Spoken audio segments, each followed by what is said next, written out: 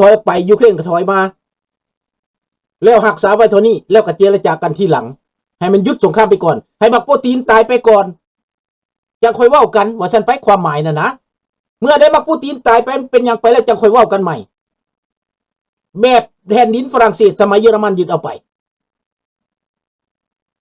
ฮิตเลอร์ตายไปแล้วต่อมาแล้วก็เถียงเอาคืนได้คืนเห็นบ่เขาเหตุแบบนั้นเพราะตอนนี้อยากยุดยิงก่อนแล้วผู้ใดก็ว่าอเมริกาจังสั่นอเมริกาจังสี่คันบ่มีอเมริกาไปปัดห้องหาอเมริกาคันอเมริกาสิหนีก็บ่ให้หนีทั้งที่จริงแล้วย่านสิตายย่านอเมริกาทอนนั่นน่ะตัวเองบ่กุ้มดิ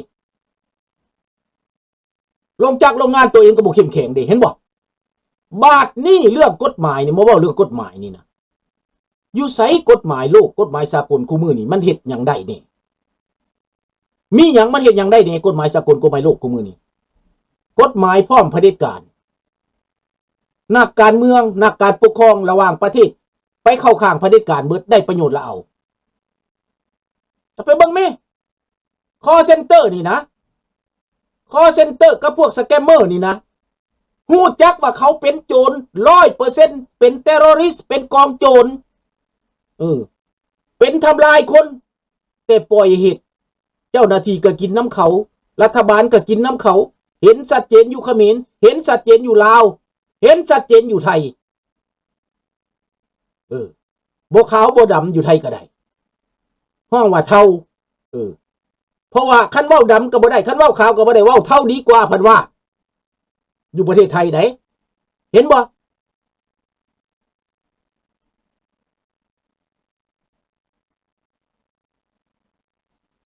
นั่นแหละ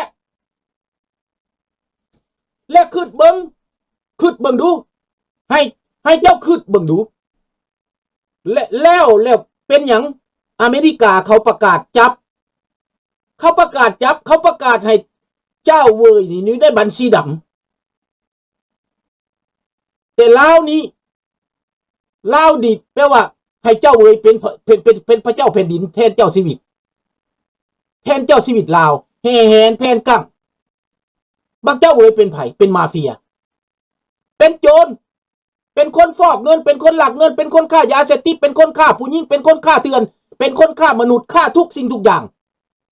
ในบักเจ้าเวยนี้อยู่ไสกฎหมาย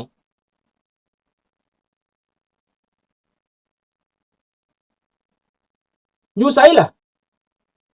อยู่ไสกฎหมาย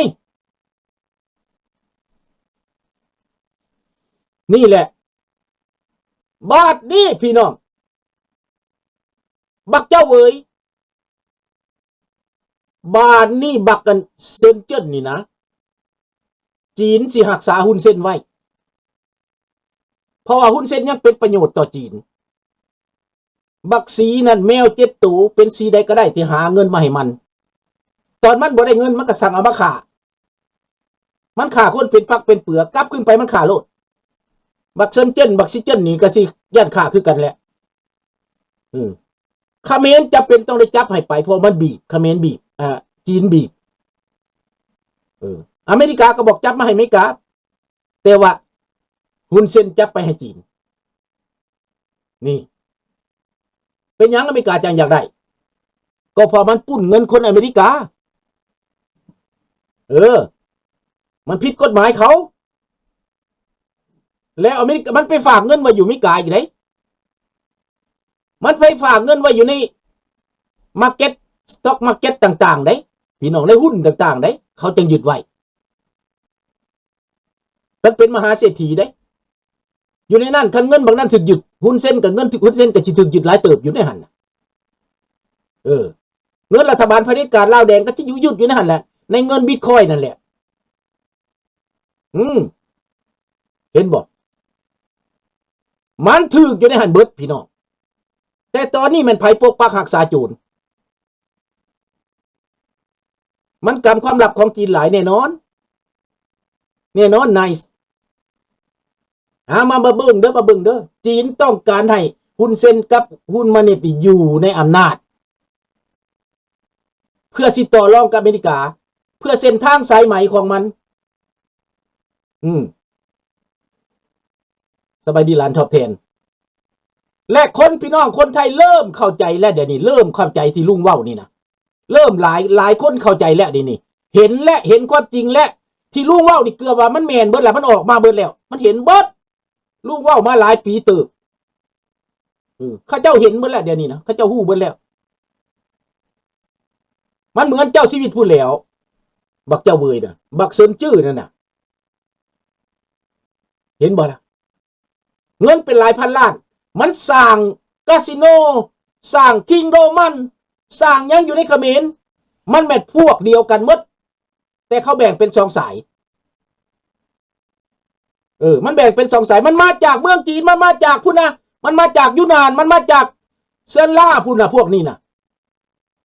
แม่นพวกมาเฟียจีนเขาแต่งให้มันมาครอบคุมคันสิรัฐบาลจีนมาเฮ็ดเองโดยตรงกะลุงกะเว้าเลยดิสมมุติรัฐบาลจีนมาเฮ็ดโดยตรงอเมริกานานาชาติเขาสิประนามดังนั้นบุกเบิกทางนี้ต้องส่งพวกนี้มาก่อนเหตุทางรถไฟเห็นนะรัฐมนตรีที่มาเซ็นกับสมสวัสดิ์เล่งสวัสดิ์นั่นน่ะกลับคืนไปรัฐบาลจีนเอาไปตัดคอได้ตัดคอทิ่มได้มาเซ็นสัญญากับรัฐบาลลาวนี่นะตัดคอทิ่มรัฐมนตรีคนนั้นน่ะนี่ให้ขึ้นเบิ้งเดี๋ยวนี้โจรมาเฟียอยู่ในลาวติ่มสบายดีน้องจันทวีและอยู่ไสกฎหมายสากลกฎหมายสากลมีบ่มีสแกมเมอร์นั่นแหละแม่นพวกสแกมเมอร์ฆ่าผู้หญิงฆ่ามนุษย์ทรมานมนุษย์บีบตีทรมานนั่นแหละแต่งเขามาให้เขามาหาเงินไปสดเชยผักปฏิวัติมันมาแล้วบางคนเขามันกินหลายโพดอยู่เมืองจีนน่ะมันเอาของเขามันยึดเอาเห็นบ่บักแจ็คมาน่ะนะบักแจ็คมานี่ก็ใหญ่บ่ได้พอโรขึ้นมาบักแจ็คมาดังงูกว่าหมูมดเขานั่นสมองดีบักแจ็คมาน่ะเขาหยุดมึงหยุดเขาจัดการบักแจ็คมาเขาบ่ต้องการคนเก่งแบบนั้นได้จีนน่ะเขาต้องการเจ้าเป็นคนเสียสวยสีจิ้นผิงต้องกวาดเอาเบิดทรัพย์สมบัติของผู้ใดก็อย่าและพวกมาเฟียเหล่านั้นเขาเมื่อยให้เลยเด้เขาเมื่อยเอาไปเกือบเอา 100%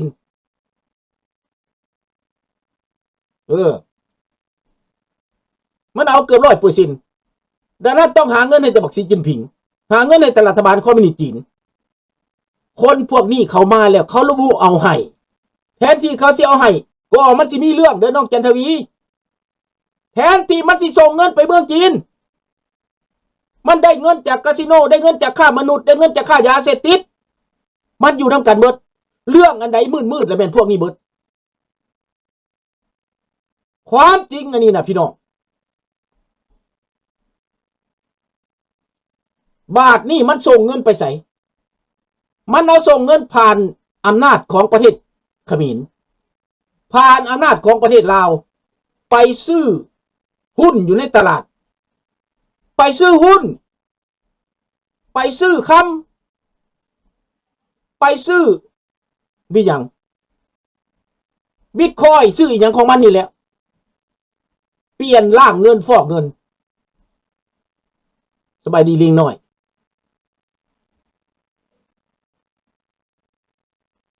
ประชาธิปไตยประชาชน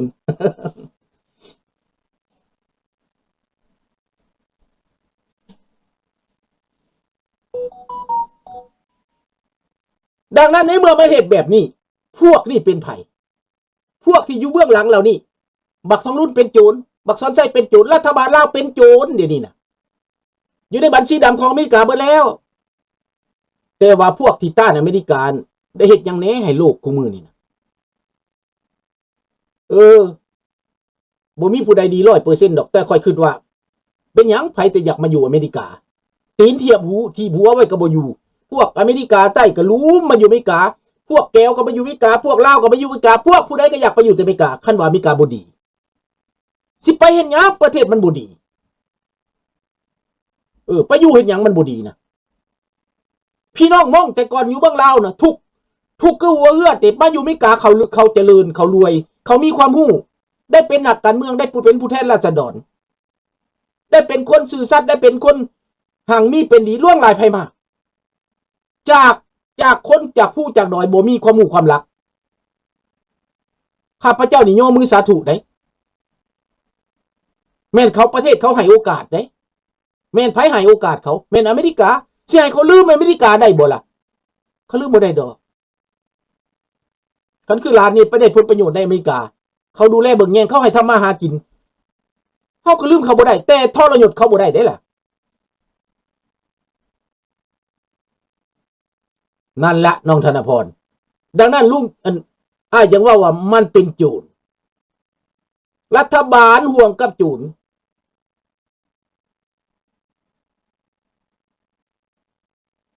ก็เป็นโอกาสของเฮาแหละสมฤทธิ์ดังนั้นเฮาสิไปต่อต้านพวกที่เขาสิซอยเฮานี่เขาบ่ต่อต้านดอกข้อยเขียนแล้วข้อยเขียนหนังสือหาประตูถ้ำนั่นเลยเด้อนี่นะเดี๋ยวข้อยสิยืนหนังสือแล้วท้ายเดือนนี้แหละนี่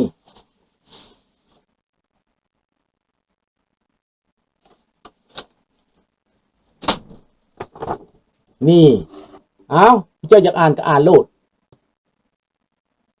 ข้อยเขียนแล้ว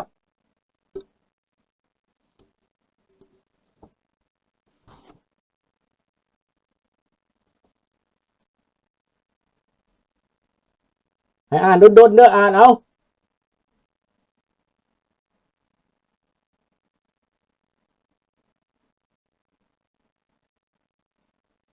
จังซี่เนาะ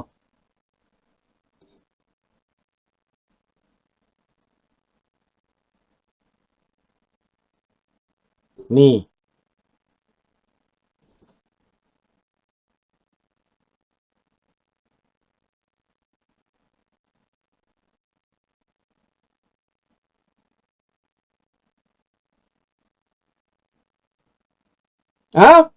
แล้วจะสิแปลงมื้อนี่แหละแปลงจดหมายมาละเอียดแต่ท้ายเดือนนี้ก็ส่งท้ายเดือนนี้ส่งให้พวกเจ้าเอาโลดพวกเจ้าเฮ็ดไปโลดท้ายเดือนนี้ค่อยส่งให้ท่านทำนี่มาเป็นแบบนี้พี่น้องแล้วเจ้าสิว่ากฎหมายถามว่ากฎหมายในโลกนี้ผู้ใดซอย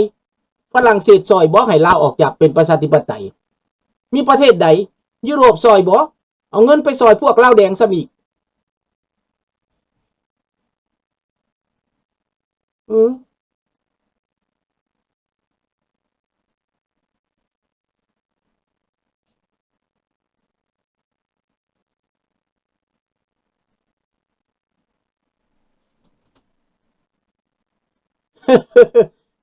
no บ่ได้เขียนว่าแนวนั้นเด้แล้วสิอ่านให้ฟังก็ได้เรื่อง